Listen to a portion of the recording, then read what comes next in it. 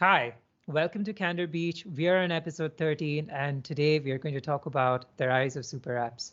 So, Sailesh, we've been talking about Twitter rebranding, and we understand that Elon Musk is looking at giving it a bunch of functionalities, which some might consider a super app.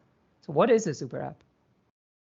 So a super app is basically a congregation of multiple services under one roof. Like if you take, for example, the original super app, WeChat. WeChat.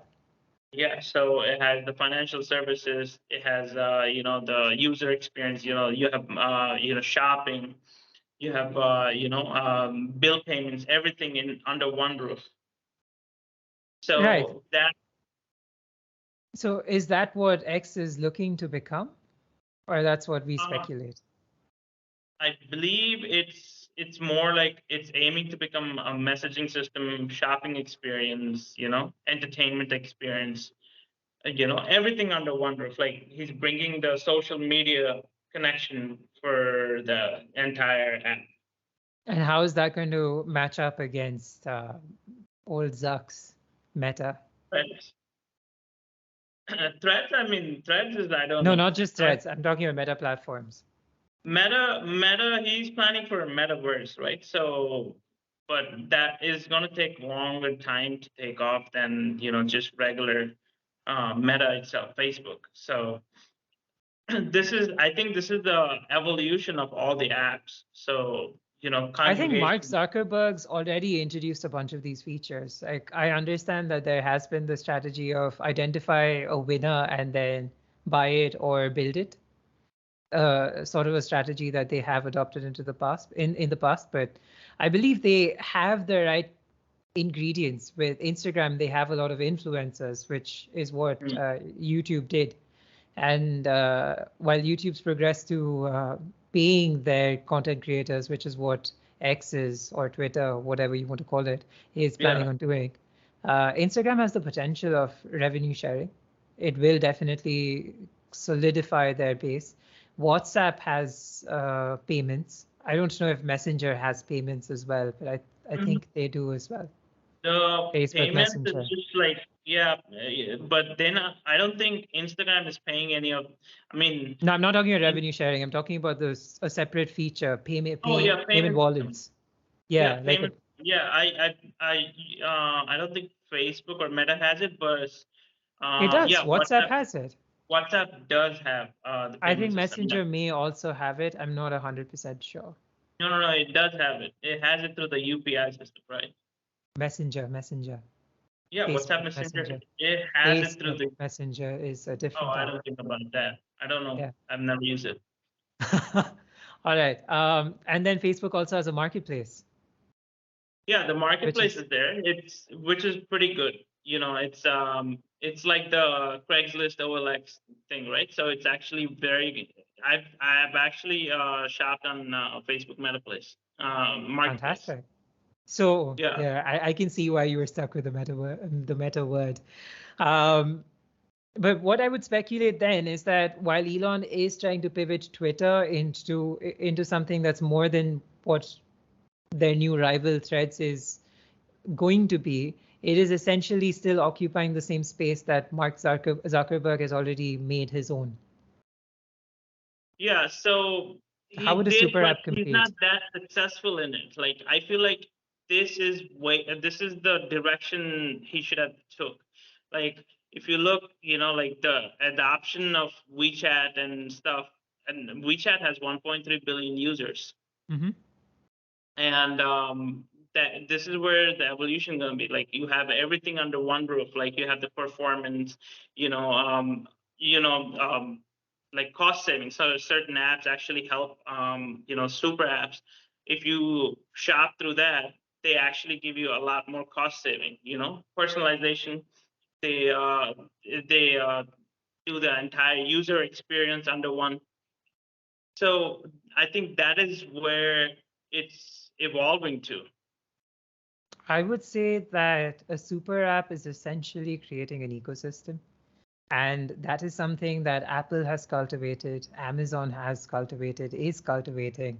Um, Google is obviously building on that as well. And within an ecosystem, you can choose to have a super app, or you could just choose to have multiple functions, services offered separately, like an unbundling of sorts. And here's my argument for it. You've had WeChat out there for since 2010, 2012, right? Like it was founded and launched around that space, if I remember correctly. You haven't had a lot of successful super apps since. WeChat's the best example, but you don't have a lot of super apps. But you have the same concept. You have the same concept in an ecosystem. The advantages of unbundling are, if I don't want a specific service, I'm arguing that I am getting to customize what I want. I don't want Apple TV Plus or whatever the subscription is called, but I want Apple Podcasts and I want Apple Music as an example. I mean, I have all of them, so it's not like I don't want it, but it's a customization that I can choose to have if I should want for that.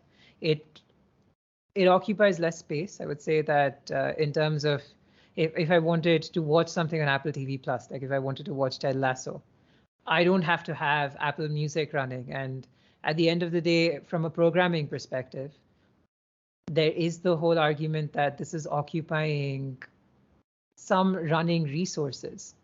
A super app is likely to occupy significantly more running resources than an individual app. And the main benefit that a super app has, in my opinion, from a company perspective, is that I have a loyal customer base and I am offering them a value proposition that they can trust. At the end of the day, it leverages the brand's name. If you trust Sony, if you trust Sony's TVs, you are likely to trust Sony's headphones. You're likely to trust Sony's whatchamacallit, those displays, right? Like people are buying Sony displays, just the display screens, I mean. Yeah. Sony is a brand that I trust, and in itself, it's created an ecosystem. Apple with their podcast, Apple TV Plus, Apple Music, Apple Cloud. There are a bunch of things, Amazon as well. And I think at the end of the day, it's all down to cultivating an audience for your various service offerings, leveraging your brand. And in considering that, I think that you could choose to have a super app if that adds additional revenue streams, or you could just leave it be because your value proposition can be distributed, can be unbundled, so to speak. Yeah, like if you like you said, it occupies a lot of space on the phone. Maybe a super app gonna occupy a lot of space on the phone. I'm also talking about And running space, like RAM usage as an yeah, example. so you have the other issue of massive data collection, because these super apps are collecting a lot of data from all your shopping experiences, bill payments, everything together, and they have your financial information. So it might be prone to, let's say if it has a security breach or a data leak, your entire information is gone. So it's like basically hacking into the what do you call the credit bureaus, like the TransUnion credit bureau, which got hacked into. They have the entire information, your shopping history, your habits, everything. So Right, as that's like opposed to siloed, unbundled operations. You mean that's a possibility, because while you were saying what you were saying about the hacking, I was like, what if someone hacked Apple? Like when Apple, the iCloud got hacked, people started pulling out photos. I don't know what yeah. other information people got. Like when Serena Williams is, I think Serena or Venus, their medical records were tapped into during a tournament that was released right before the Yeah, tournament you briefly read about it. Yeah. years ago. But yeah, you No, hack but into there one of was these. a huge breach with I believe it was TransUnion about like 100,000, 150,000 accounts were breached, and a lot of data was, leaked. So that's something we should be worried about. And another thing is, I would really worry about is dependence. Like, like what if you become completely dependent on this app and it breaks? That is That's true. something we have to think about. Yeah. So, you're so used to it and it breaks, so, and you're gonna be it's gonna be a tough call. Fascinating. So we started off by talking about, or we intend on titling this episode "The Rise of Super Apps," but we're Mhm. already killing them off. No, no, we have to talk about the cons to figure out the issues, what it's gonna have, right? We have So been to fix talking them, about the cons, right? Like yeah. it occupies a lot of space, takes a lot of resources to run, potential data breach.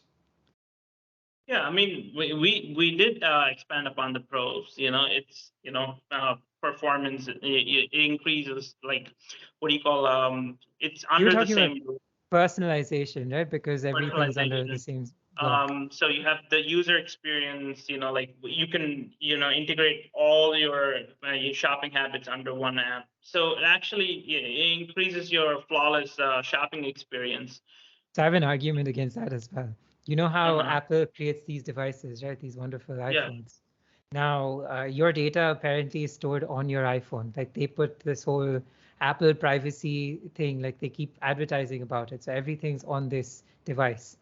Now, the beauty of it is autocorrect messes up on WhatsApp just the same as it messes up on Amazon, just the same as it messes up on Google search. There's Yeah. consistent delivery of experiences, basically. So once I have an ecosystem of sorts, like the Apple device is an ecosystem with iCloud, my autocorrect now translates to my MacBook and my iPad. So the mistakes that were being made on one device can, I don't know if it does, but can translate from one device to another. So your Yeah. system of personalization within a super app, I would argue, could be expanded to an entire ecosystem. So yeah. So let's say You don't you need a in super app. You don't need a super app. You don't need a I super app. disagree. All right. So what else? Like you were talking about personalization. Can you elaborate on that? Yeah, personalization. Like I would say, targeted advertising, man. Like And from the personalization, consumer's perspective or from a business's perspective, like business perspective. okay. So you can, personalize, target some, customers based on their habits on this app. So yes, I agree. There is a lot of data collection, but it is useful for marketeers, especially you. So here's the flip side, man. Like I understand that when I like advertisers would be excited about any platform, right? Like I have a new set of consumers that I can reach out to, or I have a second chance or a third chance or a fourth chance at reaching out to the same consumer and pushing them to convert. Great for Hmm. me. But if there's no demand, why would they sign up for this platform? Like why, if they know that they're going to be bombarded with advertisements, they might not even sign up. If the data thing is an issue, I as a consumer might not sign up. Where would the advertisers run then? So I would say, incentives. Incentives will bring customers in. So All right. more than the yeah, I don't like the bombarding, but at the end of the day, if for example, Tata Neu gives 10%, up to 10% off on any kind of shopping with their partner brands. So anything which has to do with Tata Neu, like Chroma, their Titan, Tanish, like the jewelry, Mhm. anything you buy through their super app, you get up to 9 to 10% off, which And a lot is of these brands are Tata brands, aren't they? exactly. So So they're all ecosystem, on the same app ecosystem. ecosystem, They're yeah. leveraging the ecosystem. But you're not going to get that same cost saving when you go buy it separately from there. Like if you go into Tanish and buy it separately, you're not going to get like 8-9% off, but you're going to get that 8-9% off when you use the super app. So if I could add to your argument there, I would say that there are two factors in play.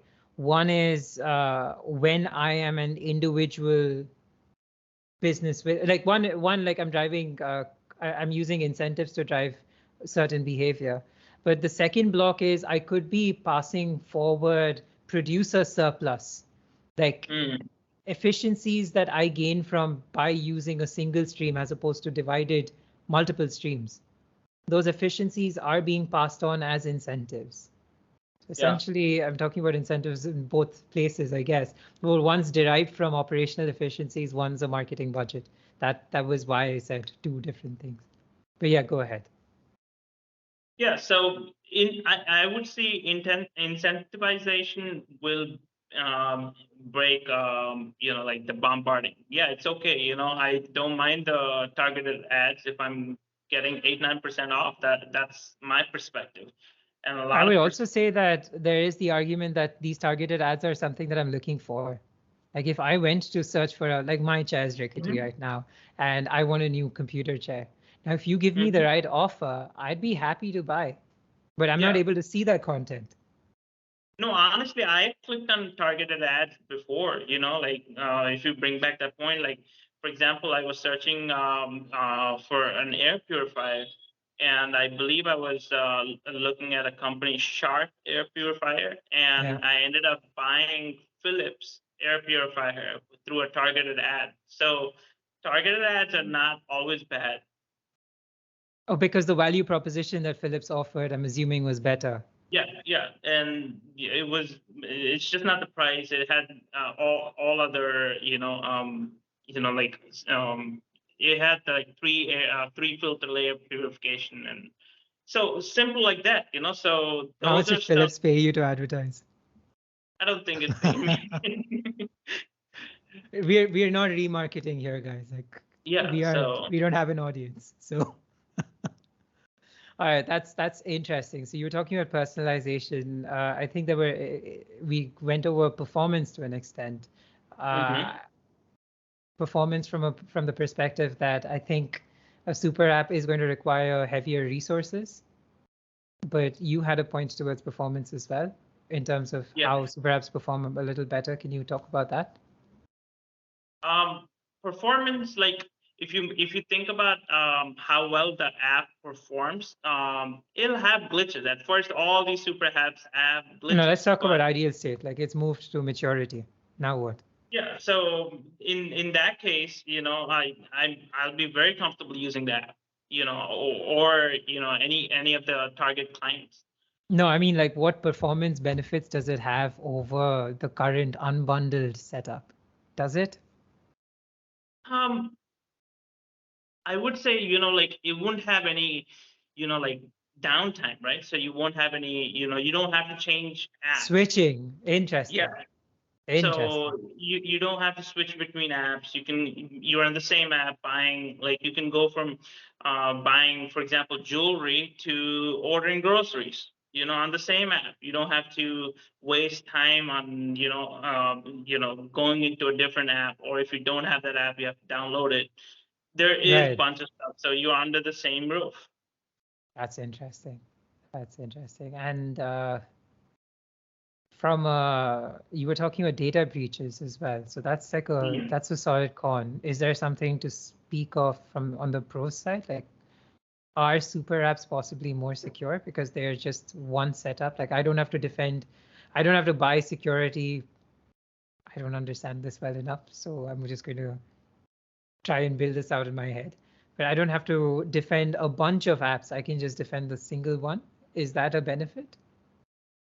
Yeah, so sure, yes and no. So I would say probably AI should be used to, secure these, for the security purposes, because it's easier to hack into one app, right? So you don't have to hack into multiple and when they hack into it, you have your financial data also included in it. So So consensus, it's just the downside is potential security lapses.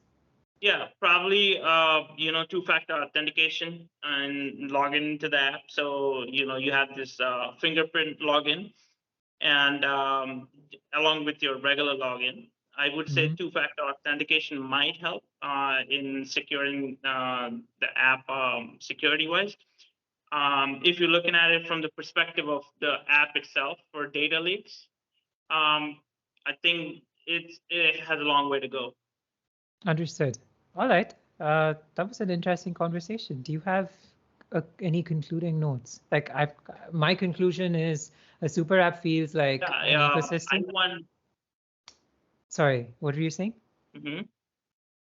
I want probably probably a prediction. I would like all AI tools as a super app. Imagine that, like all the entire, the productivity, the art, video editing, all that under one roof.